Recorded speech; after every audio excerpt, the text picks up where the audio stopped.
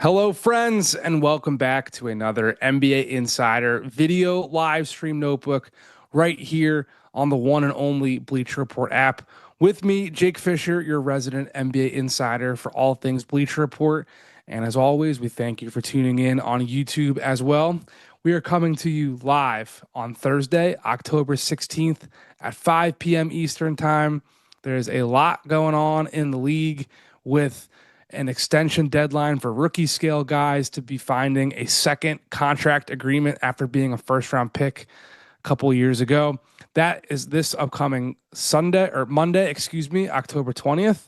But for now, we're going to get to the veteran side of things, where after a long summer of flirtation between the Sacramento Kings and Russell Westbrook, the 18-year pro is going to be joining Sacramento at long last on a veteran minimum deal. Now, this is, of course, the very final week before the season begins next week with tip-off on Tuesday, the 21st. And we had said to you guys here in past editions of our Insider Notebook that Sacramento was really the only true destination or possible landing spot for Russell Westbrook this summer. And I don't think it's necessarily so coincidental that he does end up in Sacramento and it takes this long for that to happen. That's just the general state of affairs right now for Russell Westbrook at this stage of his career. He is, of course, an NBA player, an absolute impact that Michael Malone relied upon in closing lineups a lot down the stretch of many a game in Denver last season. But with his brand of overall athleticism and just a know-how and a toughness and an energy type of player being something that has, of course, declined over the years as gravity does, as age and father time does come for us all. His lack of shooting throughout his career has certainly hampered Russ's ability to really stick around in the NBA over the last several stretches of his career. This is his seventh team in 8 seasons. So ultimately, Russ is going to factor into Sacramento in a backup point guard capacity. That's been everything that Sacramento has wanted for Russell Westbrook all along. What's curious here to me is that the Kings had been saying to people around the league that they needed to make some type of move first in order to bring Westbrook in. That had led many people to wonder if that trade could possibly be Malik Monk. We had written on the Stein line, my joint Substack effort with the Hall of Famer Mark Stein. We talked about it here that it's really not Malik Monk, that if there was one trade candidate that had to go out the door, it would potentially be Devin Carter, the former lottery pick that was, of course, selected by the previous front office group, Monty McNair's regime, not this current Scott Perry organization at this point in time. However, the Kings made this move before making some type of trade or cut or whatever. And so we are still anticipating there to be some type of reactionary sequential option here where there's another guard in this backcourt. And I don't think Devin Carter is still someone that the Kings really do see as a primary piece of their group right now, or in the long term, being that if you're taking the Kings brass at their word, they're saying that training camp and the preseason solidified in their minds that they really needed another point guard. So to me, that would just be a further indication that Devin Carter or someone else in that backcourt who's going to be lower in the totem pole, down the totem pole, from Dennis Schroeder starting, from Russell Westbrook as his backup, that they're probably going to be looking to make a move down the line in that regard. Thrasher wants to know, was there any other destination, or was Sac really his only option? We'll talk about Malcolm Brogdon down the line, but that spot that went to him in New York, I think, was another possibility for us at some point in time. I think he was someone that the Knicks were considering in their pool of veteran guards that they were looking at to be on their bench behind Jordan Clarkson, who's behind Jalen Brunson, of course. But I think that was more preliminary, more of just a word cloud of names of veterans listed on a whiteboard somewhere in the Knicks Westchester offices. I never really heard of any significant momentum at any given time between New York and Russ. After Brogdon, it seemed like Ben Simmons was really next in line of those other top candidates that New York was considering for a veteran training camp type deal for a veteran guard. So from Russ in Sacramento to the other big news out of Cowbell Kingdom this week. Sorry, actually, quickly, Layla in the chat is saying, is he coming off the bench? Yes, without a doubt. Dennis Schroeder is the starting point guard in Sacramento.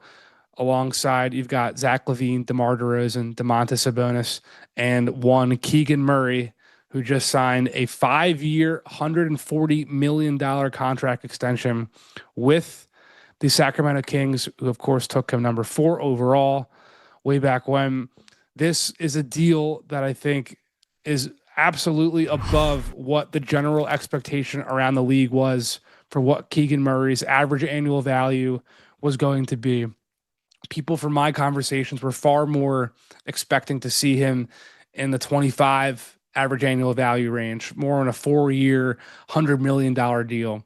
So to get him north of that 25 figure, not quite 30, not quite that 5-year 150 benchmark that Jalen Johnson got a year ago from Atlanta, that Jalen Suggs got a year ago in Orlando, that reportedly, according to Bobby Marks today at ESPN, Dyson Daniels is looking for with Atlanta right now.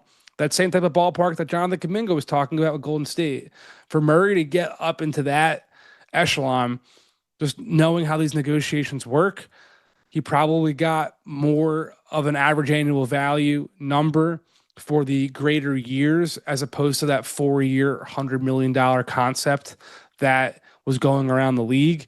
But I think the biggest thing to talk about here is what this impact will have on other contracts and other extension talks right now, like Dyson Daniels in Atlanta, like we just talked about, like Houston, who's still trying to figure out how to get Tari Eason extended in a number that is similar, if not lower, than what Jabari Smith extended for earlier this summer, being that the Rockets, of course, are still trying to figure out how to come to terms on an extension agreement with Kevin Durant, where he is almost certainly going to have to take something below his 2-year, roughly $120 million max with his over 38 rule.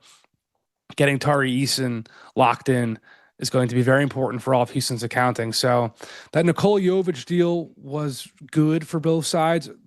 The 4-year 62 that went out beginning of this month, right around October 3rd, if I recall correctly. But Jovic is not a top rookie scale guy at this juncture. He was a later first round pick, hasn't really established himself as a full-time starter quite yet, even compared to someone like Christian Brown later in that first round, but who has established himself as a full-time starter in Denver, who's had playoff success, who's by all accounts also looking in that $25 million ballpark range. So this is the first big deal, the first $100 million plus 5-year extension that we haven't seen at a max level, but is still at a pretty significant threshold since Jabari Smith's number that came in earlier in the summer. So this is going to have ripple effects. This is theoretically bad news for the other teams that are looking to get their guys at a lower number than that 5-150 threshold. Keegan Murray coming in at 140 when he was probably someone that more teams were looking at more around 100 is absolutely something that will be very curious and will also set the context and be a benchmark and an anchor for all these other negotiations that happen in this fixed marketplace in the NBA that we talk about every week, most Thursdays, 5 p.m. Eastern, right here on the Bleacher Report app. The great Sambino said that is a massive deal and buy-in for Murray. It totally is, which is a great comment because the Kings, their roster doesn't really make a ton of sense. I think that is a general consensus around the league. They have a lot of interesting players and pieces, but of course, the highlight here is that Sacramento has brought the Zach LaVine, DeMar DeRozan pairing to Northern California. That didn't exactly work to utmost success in Chicago before it. The De'Aaron Fox trade, they had this longtime franchise guy who obviously wanted to go to San Antonio in hindsight, but the franchise is kind of in a bit of a lack of direction right now in terms of like what is the long-term vision here. Like Dennis Schroeder and Russell Westbrook are far more stopgap veteran solutions to filling the hole that De'Aaron Fox going to San Antonio left. While you're going to have Zach LaVine up for a big extension soon, and Domantas Sabonis is always looking for his next extension to come in sooner rather than later. So for Keegan Murray to buy into this group for 5 years is noteworthy. That 5-year number, the 5-year compared to the 140 total, was I thought noteworthy compared. You obviously want to get your money. That's generational money for Keegan Murray, but there would have been more thought of flexibility and keeping my options open on a 4-year situation compared to a 5-year agreement that he ultimately struck. Scopes wants to know, are the Kings still interested in Kuminga even after his contract? I'm assuming that's after Keegan Murray's contract. And someone I also saw in the chat, forgive me for not seeing who actually wrote it, said or wondered, could Keegan Murray be traded for Jonathan Kuminga? Keegan Murray was never someone the Kings ever put on the table in any of their Jonathan Kuminga conversations whatsoever. That really stemmed around Malik Monk and draft capital and whatever other little salaries would have to be a piece of whatever machinations would have come from different scenarios. So no, I never was told, never heard that the Kings were open to moving Keegan for Jonathan Kuminga in any scenario. And I would suspect that certainly would not change now having Keegan Murray locked up for a very, very long time.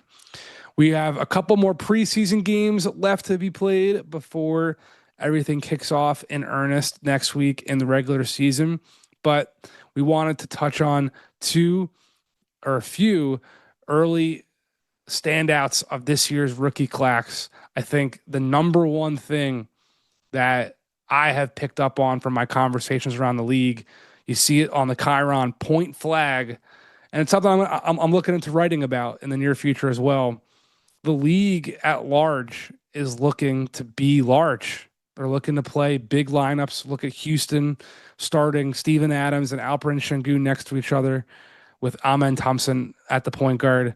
You've got Cooper Flagg experimenting at the point guard position as well. We're going to see that in Milwaukee, where Giannis is going to be potentially bringing the ball up and the lead creator and ball handler in Bucks land when Kevin Porter Jr. is on the bench. So that's something that I think is just a tidbit to keep your eye on moving forward. Ace Bailey is definitely shown some really strong scoring flashes as a slasher, as a shooter off the dribble that, Jazz people I've spoken to are definitely excited about. I had a friend from Philadelphia text me saying, a fan, not anyone in the organization, saying that he's regretting the VJ Edgecombe pick over Ace Bailey, but it's a little too early to tell, I think, in terms of one-to-one comparisons right now. And Ace's situation pre-draft was obviously unlike anything we've really seen before, with his agent trying to steer him certain directions and what have you. But I think Kasparas Yakuchonis' strong play so far in Miami has been one of the more noteworthy showings of any rookie so far in this preseason, being that he was someone that I was speaking to a member of the Illinois program earlier this week. He was someone that Champaign, Illinois staff, the Fighting Illini staff all year long were expecting, based off of the conversations they had and the amount of NBA interest coming into their gym. They thought KJ was going to be a top 10 pick. He was projected to be that, I think, around the league for some time. And to be honest, when I asked people around the league why he wasn't going in that range, because it just started to kind of sound and piecing together, not mock drafts, but in my conversations talking to agents and executives, like trying to figure out what the likely decision trees were down the board. It didn't really seem like there was a possible home for him until Portland at 11 was his earliest, I think, possible landing spot. Of course, the Blazers go and they trade down and they take Young Hansen, and that totally threw a monkey wrench in a lot of that middle part of the first round. But there really wasn't any answer, as opposed to he had a little bit of a wrist injury a year ago, sometime around January, and his shooting efficiency dropped and ultimately kind of impacted his form and impacted his confidence as a shooter. And I think that kind of carried throughout the draft process. And now he seems to be fully back healthy. He's looked really dynamic, attacking downhill and shooting off the dribble as well. And Miami really kind of could use a more of a table setter, floor setter guy ever since they parted ways with Gabe Vincent a couple years ago and allowed Gabe to go to the Lakers in free agency after that Miami run to the finals that also saw Max Strus go to Cleveland. So as much as there were major strides with Tyler Hero on ball last year, and the Heat really kind of became much more of a Tyler Hero, Bam Adebayo group, which of course led to Jimmy Butler's exit from that organization, they really will stand to benefit from having a stable point guard organizing everything. And if KJ can become that, where you've got a nice shooter, scorer, hybrid wing type combo guard, and Norm Powell entering the fray, KJ can really, I think, also help develop alongside Khalil Ware, which is going to be probably the biggest swing factor in Miami's next couple of years. How good can Khalil Ware be? How consistent can he be? And Jakob Jonas being someone who not only looks strong in his own right, but can find some synergy and connect with Ware, will I think be a really important piece of everything that Miami is looking to do while preserving some cap space in the future.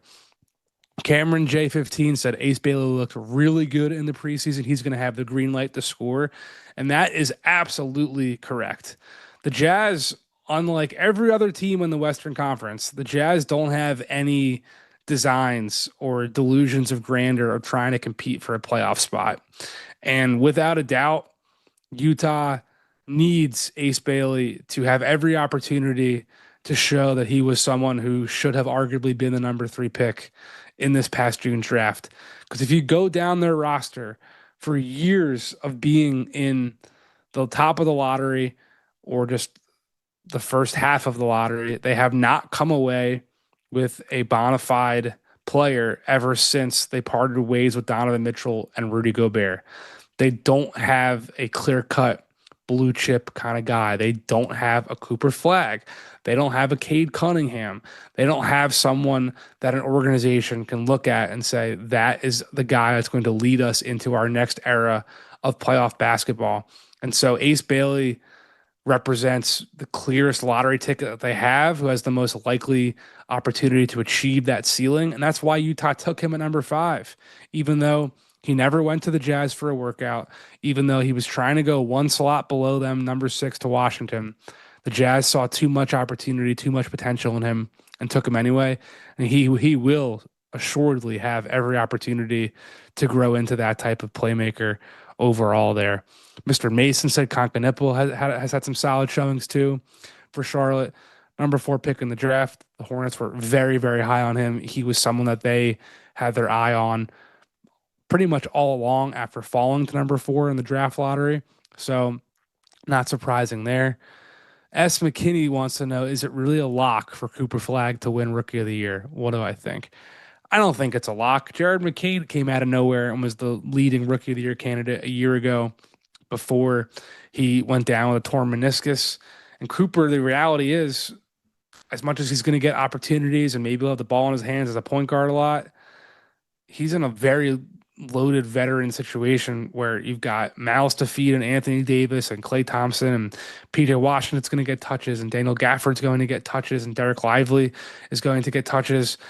I wouldn't be surprised if someone in a different situation like an Ace Bailey, who has far more of an opportunity to develop and score in a uncrowded offense, that's something that I wouldn't be surprised.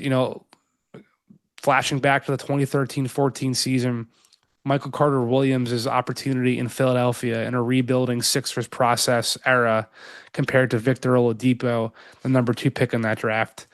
There's something there to be said in terms of opportunity and just the ability to put up certain stats. It's not necessarily about where you go and what your hype is. So he's going to be the runaway favorite and a lock in all your gambling odds that you see out there, but anything can happen. And I think the one thing really working against him again is the fact that he's in a very veteran situation in Dallas, that being Cooper Flagg, and there being a lot of mouths to feed in that office and that offense. And the Mavs want to be good.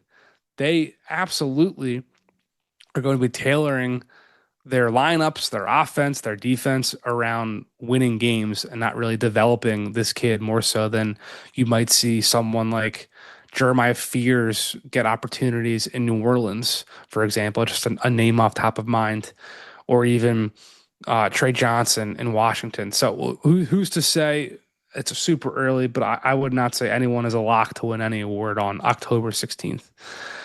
Let's go to our next item here that shocked a lot of people around the NBA yesterday when veteran guard Malcolm Brogdon announced his retirement from the league after 9 seasons. He was signing with the Knicks. He had signed with the Knicks on a training camp deal, and he was expected to make the Knicks roster.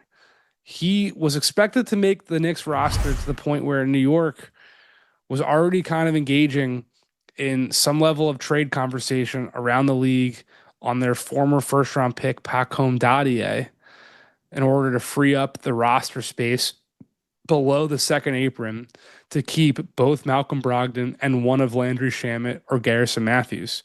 Now the Knicks do not have to make a trade. They can keep Landry Shamet or Garrison Matthews on the roster. You see it there. Shout out to Brogdon for a pretty strong career as a second-round pick. Rookie of the Year, Sixth Man of the Year, had some really strong playoff showings with Indiana and Milwaukee and Boston. There was a time where he was going to be traded from Boston to the Clippers, if you recall. But ultimately, health, I think, really took its toll on him. And he's been hurt his whole career. Ultimately, that was part of what spelled him into the second round coming out of Virginia to begin with, being that he had already been kind of bruised and battered as a college player. So for him to make it almost a decade in the league and be so decorated as his career ended up becoming is certainly an accomplishment. He also had a bit of reputation for being a little bit of a trouble in the locker room and hard-headed and a big personality. He'll be remembered for that to some degree as well around the league. But I think most notably in terms of current events and what we do here on our insider live streams, this is going to be, I mean, the Knicks wanted Malcolm Brogdon.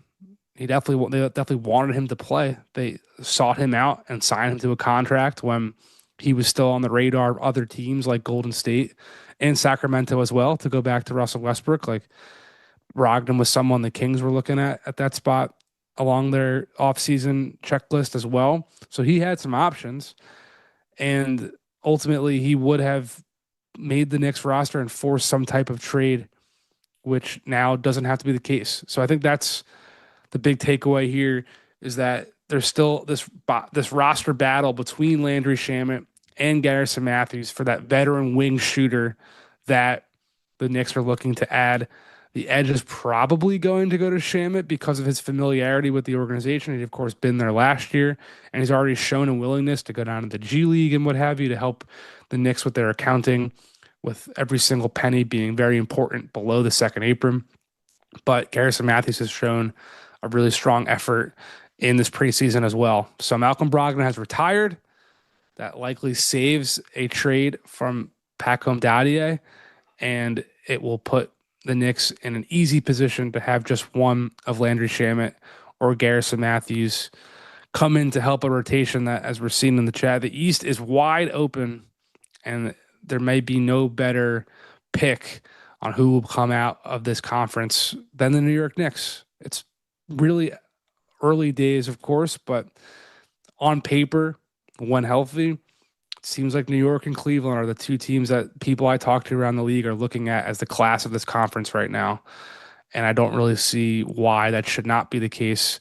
barring some strong starts from Orlando and Atlanta, Milwaukee, and Philadelphia, of course, has a lot of possibility depending on the health of their star players. But New York has every intention to compete for a championship this season with new head coach Mike Brown and with the number 10 player in the NBA, Jalen Brunson, according to Bleacher Report's top 100 for this season. I want to note, I was not a part of this ranking. So if you have any complaints, send them to Dan Favale and Andy Bailey and Chris Trenchard and others. Because I wasn't part of this, that means I get to give you some feedback and some thoughts. I think the headline is, you see it right there, our top 5 through 15. Our top 5 overall: Nikola Jokic, Shai Gilgeous-Alexander, Giannis, Luka, Steph Curry. Number 1, I think some fans we saw online were upset that Kevin Durant is not a top 10 player and that he's behind one Jalen Brunson. And look, if Kevin Durant isn't a top 10 player this season, that's going to be a bit of a detriment to the Houston Rockets and their championship aspirations, even more so after Fred VanVleet is down with a torn ACL. And they're going to rely on Kevin Durant's playmaking and ball handling as much as they are in this new lineup with Amen Thompson being at the point position. But I think some other big highlights that people were questioning were Ja being all the way down at number 33. I do want to say, if you want Ja Morant to crack the top 30, he's going to need to be healthy and on the floor and not suspended for a full year, which has not been the case for a long time now for Ja Morant. We were at a position where Ja Morant was in these, future face of the league conversations and whatnot. And since he went down and just played 9 games in the 23-24 season, I mean, he hasn't played more than 67 games in his career. He hasn't played more than 61 games since his second All-Star campaign in 22-23. So Ja Morant has opportunity to get back. But I think our team at Bleacher Report wants to see some consistency, wants to see some availability for Ja Morant. Is Victor Wembanyama too high? Look, there have been various reports. I know Mr. Mason is saying, what has Wemby done to be number 6? He's been throwing dudes with his shoulder and dunking all over them and hitting step backs like KD. He looks like Shaq, Giannis, and Kevin Durant combined out there in certain preseason clips right now. And from various reports I heard from NBA people out in LA pickup runs this summer, Victor looked like someone who could be in the MVP conversation this season. And I'm just going to say it right now on here, Bleacher Report, Thursday, October 16th, 5:28 p.m. Eastern. The Spurs have a soft schedule to start the gate here. And if we get out to a 6-2, 8-4 early San Antonio start, the MVP buzz is going to happen. Victor Wembanyama having a top 5 MVP finish this season is certainly not out of the question. My last take on all this, I want to say, is that Peyton Pritchard at 96 was way too low. Peyton Pritchard is going to be flirting with the All-Star game this year. And for him to come in below Emmanuel quickly, I thought was disrespectful to Oregon's greatest right now. Hayden saying Cooper Flagg at top 62 is crazy to him. Maybe, but also I got that video of him eating at Team USA scrimmage with the top 20 players in the world on it in my head, and top 62 doesn't seem so far-fetched, especially with the defensive principles that we're going to see this guy guard multiple positions.